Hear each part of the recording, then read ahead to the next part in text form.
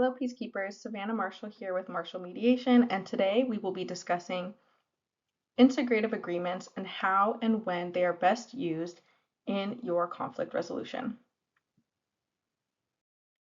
So really quickly, let's begin with what is an integrative agreement. An integrative agreement is an outcome of negotiation or conflict resolution that creates value rather than just splitting the resources. So these agreements are creative, and they directly respond to the underlying interests, something we call interest-based solutions that we will get into later. And these are the underlying themes or feelings or interests that are often unaddressed in conflicts.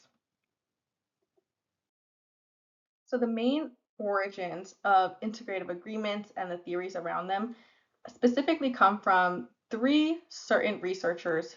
The first one being Dean Pruitt. So Dean Pruitt, in his research, he identified 5 different types of integrative agreements.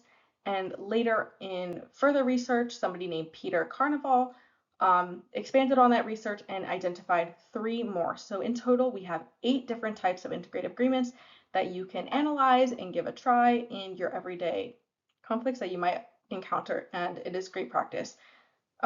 Finally, the framework draws on Simon's theory of creativity, and overall we ended up with a really great framework that you will see in the next couple slides of when to use it, how to use it, and the best type of agreement for certain situations. So on this slide, we are taking a look at Peter Carnevale's circumplex framework for integrative agreements. And as you can see, we have type 1 through 8, and they include the 5 original types that were identified by Pruitt, as well as the final 3 that Carnevale added in his research later.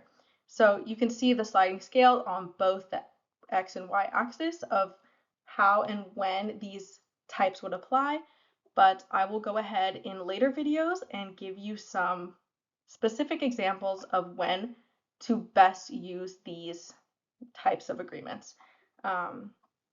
So let's get into each one.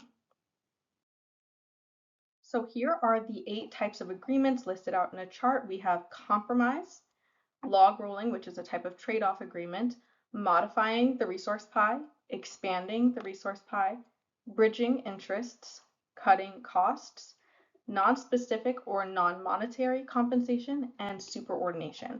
So in later videos, we will go further in depth into each type of agreement and when they are best used using everyday examples that you can keep in mind. So I hope this helps and that you learned something today, and I will see you in the next video. Happy peacekeeping.